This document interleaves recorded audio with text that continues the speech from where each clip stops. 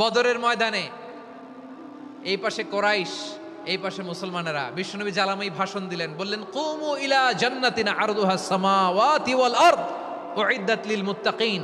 ও আমার সাহাবারা, ওই জান্নাতের দিকে ছোট, যেই জান্নাত আকাশ জমিন বিস্তৃত। তোমরা দেখতে পাচ্ছ এটা বদরের ময়দান না, এটা আল্লাহর জান্নাত। আওয়াজ করে পড়েন আল্লাহু আকবার।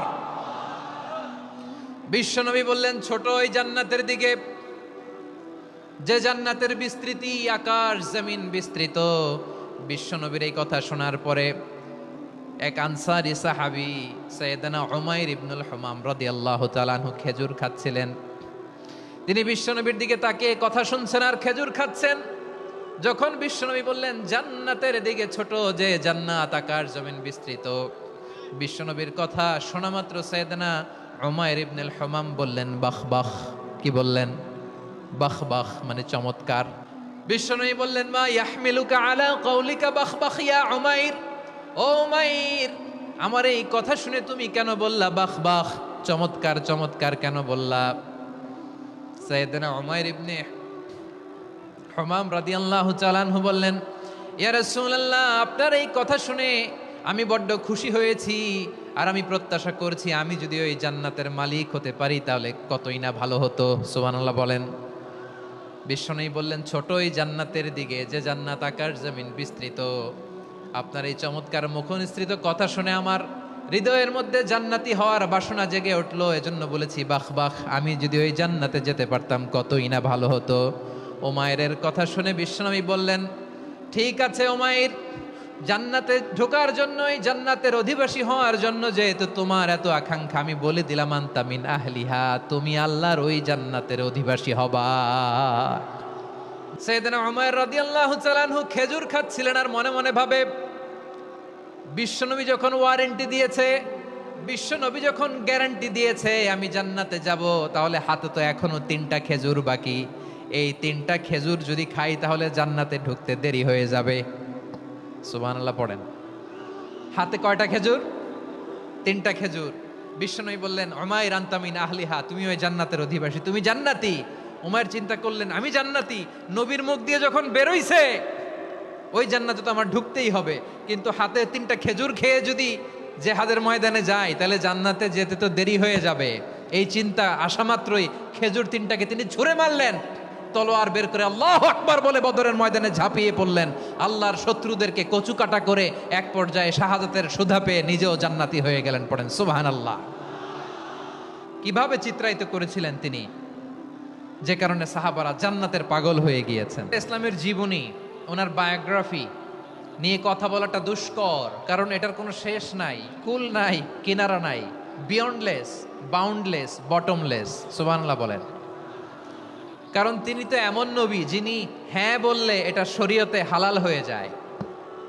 নবীর মুখ দিয়ে যদি বেরোয় হ্যাঁ, নাম, ইয়েস, তাহলে এটা হালাল। ঠিক কিনা বলেন? এ নবীর মুখ দিয়ে যদি না বের হয় যে না, নো, তাহলে এটা শরীয়তে হারাম হয়ে যায়। কেমন নবী আমরা পেয়েছি, যিনি হ্যাঁ বললে হালাল, না বললে হারাম, যিনি সাব্বাবা, এই আঙ্গুলি উপরের দিকে উঁচু করলে চাঁদ ভেঙে 2 টুকরা হয়ে যায়, যে নবী জমিন থেকে পা উঁচু করলে আল্লাহর আরশে মেরাজে চলে যায়। এমন নবীর উম্মত আমরা হয়েছি। যে নবীকে বাদ দিলে কোরআন বোঝা যায় না, কারণ এ নবীর উপরই কোরআন নাজিল করেছে কে? এ নবীকে বাদ দিলে হাদিস বোঝা যায় না, কারণ হাদিস তো এ নবীর মুখনিসৃত পবিত্র বাণী। সুবহানাল্লাহ পড়েন। এ নবীকে বাদ দিলে জান্নাত চেনা যায় না, কারণ জান্নাত তিনি চাক্ষুষ দেখে এসে আমাদেরকে মেরাজ শেষে বর্ণনা করে শুনিয়েছেন। এ নবীকে বাদ দিলে জাহান্নাম চেনা যায় না, এ নবীকে বাদ দিলে আমার রবকে চেনা যায় না। ঠিক কিনা বলেন? আল্লাহ রাসূল সাল্লাল্লাহু আলাইহি ওয়াসাল্লাম যখন মক্কাতে দাওয়াত দিচ্ছিলেন, মক্কার কোরাইশরা নানাভাবে বিষ্ণু ঈসা ইসলামকে কষ্ট দিচ্ছিল, নানাভাবে ট্যাগিং করছিল, মিথ্যা অপবাদ দিচ্ছিল। কখনো কখনো তারা বিশ্বনবীকে বলছিল মিথ্যাবাদী, কাযযাব। কখনো বলছিল যে তুমি হচ্ছে জাদুকর, সাহের। কখনো বলেছে শায়ের, মুহাম্মদ তুমি কবি। কখনো বলেছে কাহেন, মুহাম্মদ তুমি গণক। এবং কখনো বলেছে মুহাম্মদ তুমি হচ্ছে মাজনুন মানে পাগল। আওয়াজ করে সবাই পড়ুন নাউযু বিল্লাহি মিন যালিক। পাঁচটি চমৎকার বৈশিষ্ট্য সূরাতুল আহজাবের ভেতরে রব্বুল আলামিন উল্লেখ করে আমাদেরকে জানিয়ে দিচ্ছেন, ইয়া আইয়ুহান নাবিয়্যু ইন্না আরসালনাকা শাহিদান ওয়া মুবাশশিরান ওয়া নাযীরা ওয়া দাঈয়ান ইলাল্লাহি বিইذনিহি ওয়া সিরাজাম মুনীরা। পড়েন আল্লাহু আকবার। পাঁচটা বৈশিষ্ট্য। এক নম্বরে আল্লাহ তাআলা বলেন, হে নবী, নিশ্চয় আমি আপনাকে সাক্ষ্যদাতা হিসেবে প্রেরণ করেছি। সাক্ষ্যদাতা, বিষ্ণু ইসা ইসলাম সাক্ষ্য দিবেন, এজন্য শাহিদ। শাহিদ মানে সাক্ষ্যদাতা। আওয়াজ করে বলুন শাহিদ মানে কি? তিনি সাক্ষ্য দিবেন। মুবাশশির, দুই নম্বর বৈশিষ্ট্য হচ্ছে তিনি মুবাশশির। মুবাশশিরুম বিরাহমাতিল্লাহি ওয়া বিল জান্নাহ, তিনি আল্লাহর রহমতের সুসংবাদ দেন, তিনি আল্লাহর জান্নাতের সুসংবাদ দেন। সুবহানাল্লাহ পড়েন। তিন নম্বর বৈশিষ্ট্য হচ্ছে নাযীর, তিনি সতর্ককারী, ওয়ার্নার, তিনি সাবধান করতে এসেছেন, রিমাইন্ডার দিতে এসেছেন যে আল্লাহর পথে যদি না চলো, শিরকি কাজ যদি না থামাও, তাহলে এমন আযাব আসবে আল্লাহর পাকড়াও থেকে তুমি বাঁচতে পারবে না। তিনি নাযীর। বিষ্ণু ইসা ইসলামের চার নম্বর বৈশিষ্ট্য হচ্ছে দাঈয়ান ইলাল্লাহ, তিনি আল্লাহর দিকে আহ্বানকারী। এই যে আমরা আমাদেরকে পরিচয় দেই যে আমরা দাঈ, বলি না? বলি যে উনি হচ্ছেন একজন দাঈ ইলাল্লাহ। বহু বচনে আমরা বলি আদ-দুআত ইলাল্লাহ। এটা কোরআনের এই আয়াত থেকে এসেছে। সুবহানাল্লাহ পড়েন। ওয়া দাঈয়ান ইলাল্লাহি বিইذনিহি, আল্লাহর আদেশে বিষ্ণু ইসা ইসলাম আল্লাহর দিকে মানুষকে ডাকেন। এবং বিষ্ণু ইসা ইসলামের পাঁচ নম্বর বৈশিষ্ট্য হচ্ছে সিরাজাম মুনীরা, আলোদানকারী প্রদীপ। এক নম্বরে হচ্ছে শাহিদ, বিশ্বনবী সাক্ষী দিবেন। কি দিবেন? He will be witness for all prophets and for us. তিনি নবীদের উপরও সাক্ষী দিবেন, আবার উম্মতের উপরও সাক্ষী দিবেন। সুবহানাল্লাহ পড়েন। কিয়ামতের দিন আল্লাহ তাআলা প্রত্যেক নবীকে জিজ্ঞেস করবেন যে তুমি কি তোমার উম্মতের কাছে আমি যা যা পৌঁছাতে বলেছিলাম পৌঁছিয়েছো? নবীরা বলবে আল্লাহ আমি পৌঁছিয়েছি। নবীদের কথা ঠিক কিনা, সত্য কিনা, এর সপক্ষে তখন বিশ্বনবী সাক্ষী দিবেন। সুবহানাল্লাহ পড়েন। এজন্য রব্বুল আলামিন বলেন, ফাকাইফা ইযা জিনা মিন কুল্লি উম্মাতিন বিশাহীদিন ওয়া জিনা বিকা আলা হাউলাই শাহীদা। তখন কেমন হবে যখন প্রতিটি উম্মত থেকে আমি একজনকে সাক্ষ্য হিসেবে বের করে আনবো, আর তাদের উপরে নবী আমি আপনাকে সাক্ষ্য বানাবো। পড়েন সুবহানাল্লাহ। তাহলে সব উম্মতের ব্যাপারে সেই উম্মতের নবীরা সাক্ষ্য দিবে, আর ওই নবীদের উপরে আমাদের নবী বিশ্বনবী সাক্ষ্য দিবেন। সুবহানাল্লাহ পড়েন। আমরা সবার ব্যাপারে সাক্ষ্য দিব, আর আমাদের উপর সাক্ষ্য দিবে স্বয়ং বিশ্বনবী। সুবহানাল্লাহ পড়েন। তাহলে আমাদের নবী নবীদের উপরও সাক্ষী, আমাদের উপরও সাক্ষী। সেই বুখারীতে এসেছে আল্লাহ তাআলা কিয়ামতের দিন সাইয়েদনা নূহ আলাইহিস সালামকে বলবেন, নূহ তুমি কি দাওয়াত পৌঁছিয়েছো তোমার উম্মতের কাছে? নূহ আলাইহিস সালাম বলবেন হ্যাঁ আমি পৌঁছিয়েছি। এবার নূহের উম্মতকে আল্লাহ জিজ্ঞেস করবেন, এ নূহের উম্মতেরা তোমাদের নবী নূহ কি দাওয়াত পৌঁছিয়েছে? নূহের উম্মত বলবে না আল্লাহ, আমাদের কাছে কোনো সতর্ককারী আসে নাই, কোনো নবী টবি আসে নাই, কোনো দাওয়াতও আমরা পাই নাই, আপনারাও চিনি নাই, জান্নাতও চিনি নাই, জাহান্নামও চিনি নাই। নূহ আলাইহিস সালাম বিপদে পড়ে যাবেন। তখন আল্লাহ বলবেন, নূহ তুমি বললা পৌঁছিয়েছো, তোমার উম্মত বলে কিছু পায় নাই। নূহ তোমার কি কোনো সাক্ষী আছে? তোমার কথা আর তোমার উম্মতের কথা তো মিলে না। তুমি বললা তুমি আমার নির্দেশনা দাওয়াত পৌঁছে দিয়েছো, কিন্তু তোমার উম্মত বলে পায় নাই। নূহ তোমার পক্ষে কোনো সাক্ষী আছে?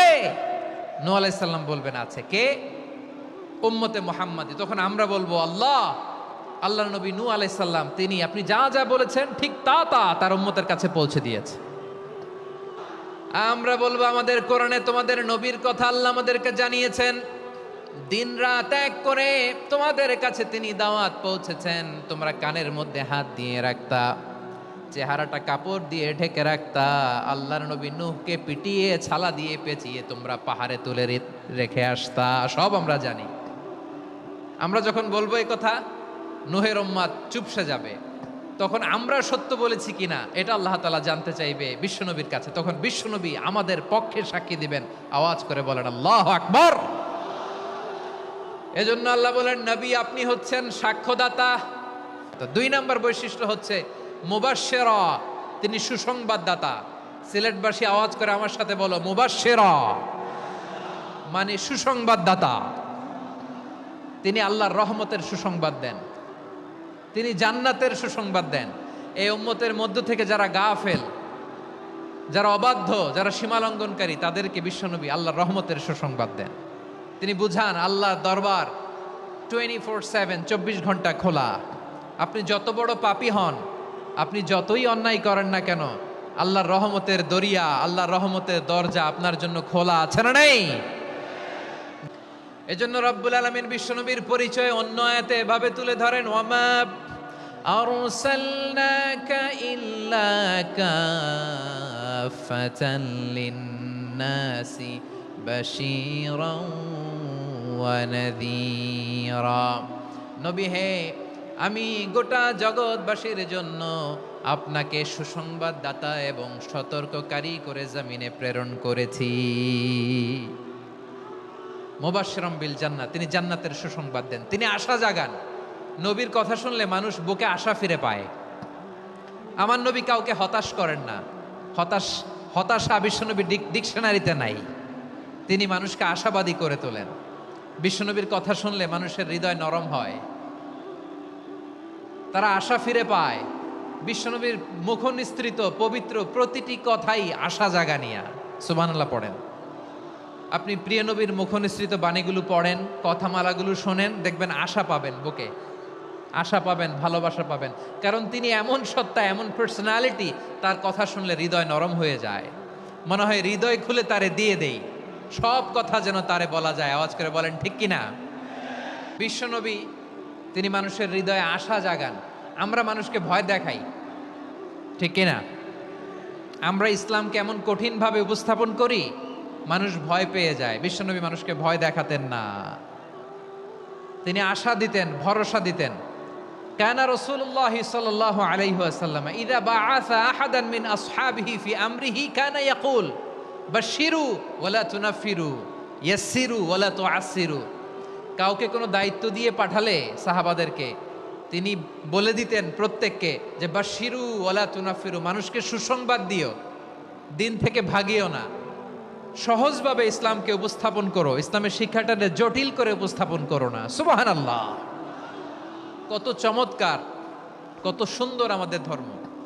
তিনি বলেছেন সহজ করো, কঠিন করো না, সুসংবাদ দাও, মানুষকে দিন থেকে ভাগিও না। সুবহানাল্লাহ বলেন।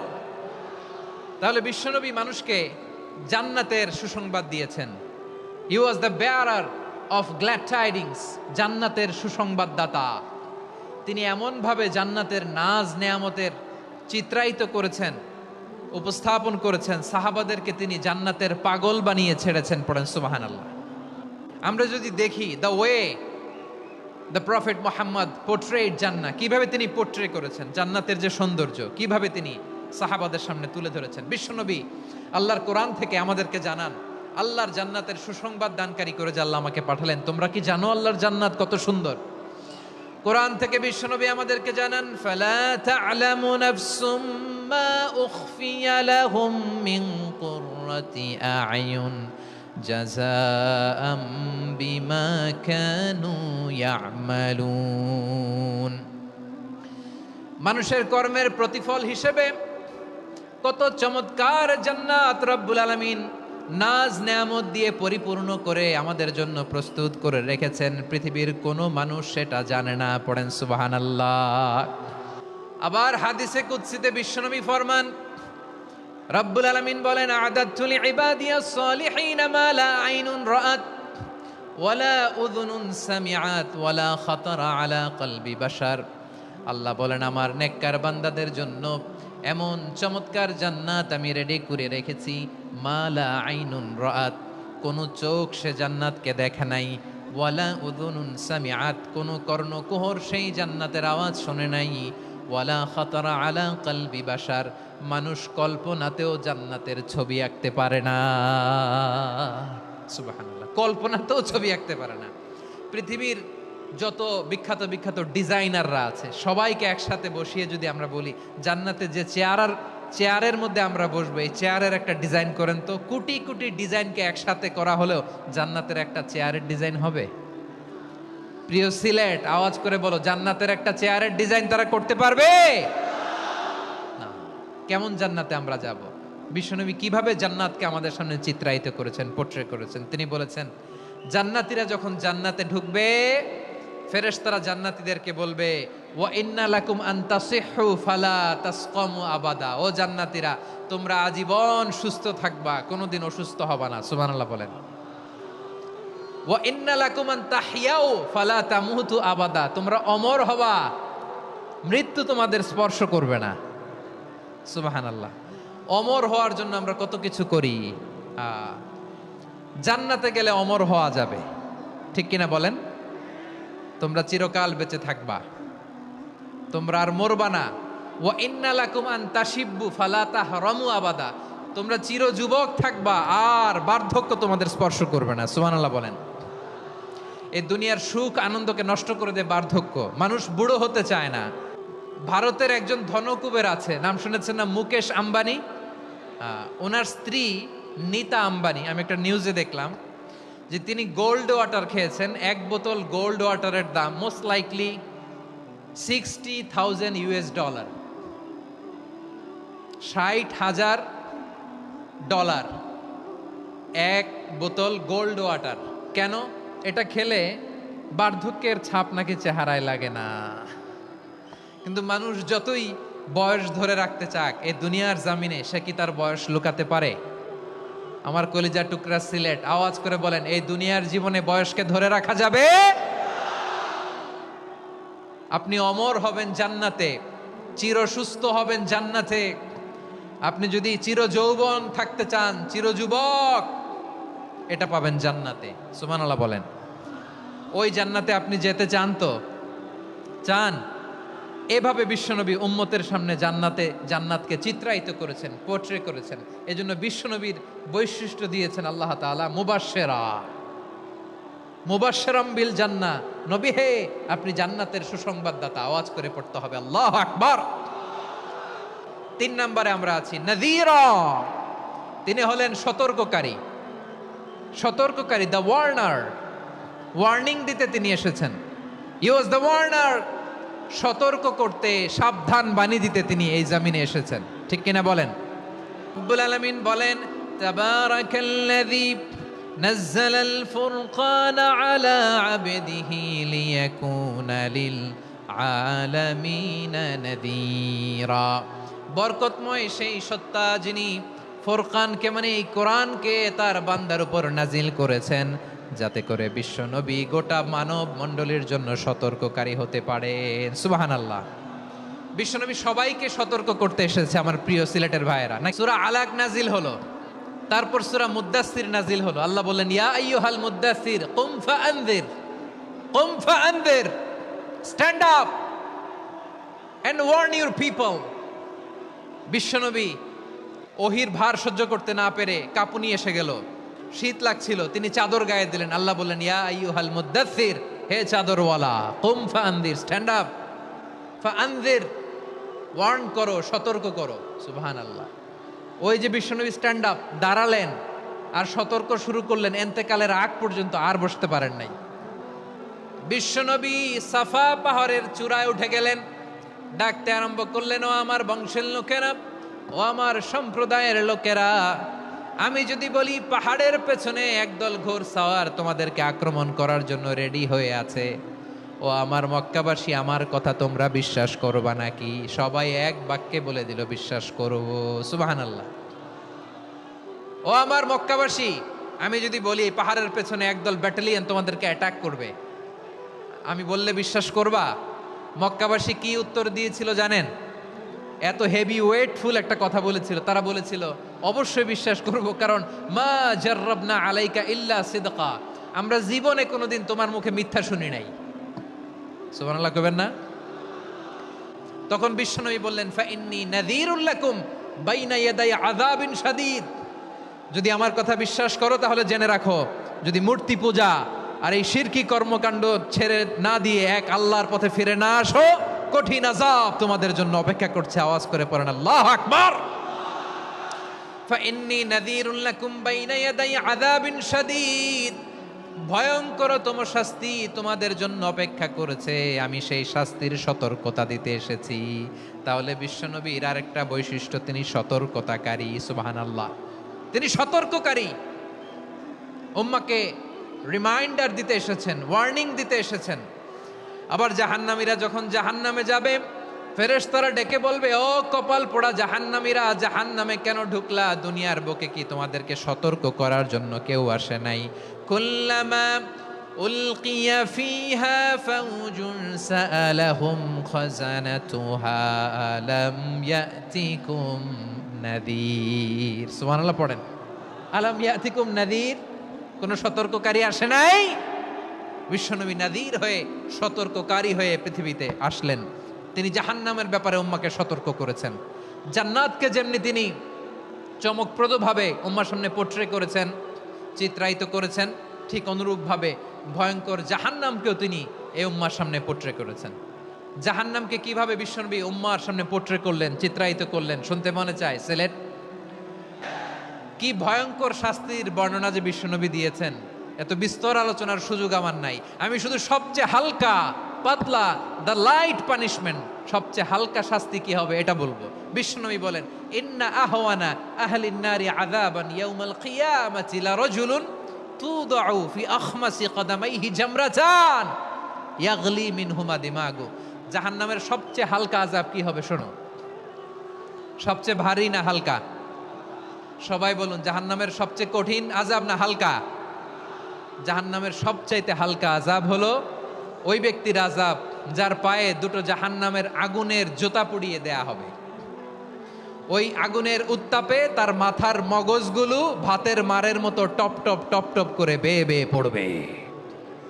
জাহান্নামের ভেতরে লক্ষ লক্ষ কোটি কোটি কাফির মুশরিককে দেওয়ার পরেও জাহান্নাম বলবে, হালমিম মাজিদ, আরো আছে নাকি, আরো দাও।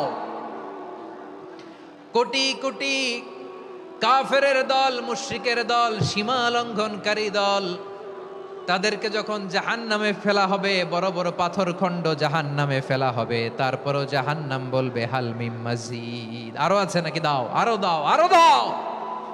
আমার ক্ষুধা নিবারণ হয় নাই। জাহান্নামে তো উত্তপ্ত হবে, জ্বলন্ত হবে, ভয়ঙ্কর হবে। জাহান্নামের এক অংশ আরেক অংশকে খেয়ে ফেলবে। আল্লাহু আকবার। ফেরেশতারাও টালমাটাল হয়ে যাবে। জাহান্নামের রক্ষী ফেরেশতারা কি করবে তারা নিজেরাও বুঝতে পারবে না। কোটি কোটি মুশরিক কাফেরদেরকে জাহান্নামে নিক্ষেপ করার পরেও জাহান্নাম ঠান্ডা হবে না, শান্ত হবে না, বলবে হালমিম মাজিদ, আরো আছে নাকি, আরো দাও। তখন আল্লাহ তাআলার কুদরতি পা জাহান্নামের ভেতরে ঢুকিয়ে দিবেন।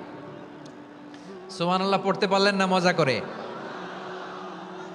কোনো কিছুতেই যখন জাহান্নামকে শান্ত করা যায় না, আল্লাহ তাআলা তার কুদরতি পা জাহান্নামে ঢুকিয়ে দিবেন। দেয়ার সাথে সাথে জাহান্নাম থেকে আওয়াজ আসবে, কত কত বিইজ্জাতিকা ওয়া বিকদরিক, আল্লাহ বিইজ্জাতিকা ওয়া বিকারামিক, আল্লাহ আপনার ইজ্জতের কসম, যথেষ্ট হয়েছে, এনাফ এনাফ, আর লাগবে না। সুবহানাল্লাহ বলেন। ওই ভয়ঙ্কর জাহান্নামে আমরা যেতে চাই কেউ? আমরা সব সময় ওই জাহান্নাম থেকে আল্লাহর কাছে পানাহা চাই। আওয়াজ করে বলেন ঠিক কিনা? নবী যখন তাওয়াফ করতেন, প্রতিটা তাওয়াফে তিনি এই দোয়াটা পড়তেন। রুকনে ইয়ামানি থেকে হাজরে আসওয়াদে যখন তিনি যেতেন, এই দোয়াটা পড়তেন, রব্বানা আতিনা ফিদ দুনিয়া হাসানা ওয়া ফিল আখিরাতি হাসানা ওয়া কিনা আযাবান নার। আল্লাহ দুনিয়ার কল্যাণ দাও, আখিরাতের কল্যাণ দাও। আল্লাহ জাহান্নামের আগুনের শাস্তি থেকে তুমি আমাদেরকে বাঁচাও। আওয়াজ করে সবাই পড়ুন আমিন। তাহলে বিশ্বনবী ওই জাহান্নামের ব্যাপারে আমাদেরকে সতর্ক করেছেন। এজন্য আল্লাহ তাআলা বিশ্বনবীর নাম দিয়েছেন নাযীর, সতর্ককারী, ওয়ার্নার। আল্লাহ বলেছেন, নবী আপনারে আমি শাহিদ মানে সাক্ষ্যদাতা বানালাম, মুবাশশিরান আপনারে আমি সুসংবাদ দাতা বানালাম, নাযীরা আপনারে আমি সতর্ককারী বানালাম। 4 নম্বরে ওয়াদাইয়ান ইলাল্লাহি বিইذনিহি, আপনারে আমি দাঈ ইলাল্লাহ বানালাম। সুবহানাল্লাহ পড়েন। বিশ্বনবীকে আল্লাহ তাআলা দায়ী করে পাঠিয়েছেন। বিশ্বনবী কি মানব মণ্ডলীকে নিজের দিকে ডাকে? দুনিয়ার দিকে ডাকে? কার দিকে ডাকে? দাইয়ান ইলাল্লাহ বিইذনি, আল্লাহর আদেশে আমি আপনাকে দাঈ করে পাঠিয়েছি। বিশ্বনবী মানব মণ্ডলীকে আল্লাহ তাআলার দিকে ডাকতেন। এবং এই যে দাওয়াতি কাজ বিশ্বনবী করবেন, এটার একটা মেথডোলজি আছে। বিশ্বনবী কিভাবে দাওয়াতি কাজ করবেন উম্মার মাঝে, এটাও আল্লাহ তাআলা দাওয়া মেথডোলজি তিনি শিখিয়ে দিলেন। তিনি বললেন, উদউ ইলা সাবিলি রাব্বিকা বিল হিকমাতি ওয়াল মাউইযাতিল হাসানাতি ওয়াজাদিলহুম বিল্লাতী হিয়া আহসান।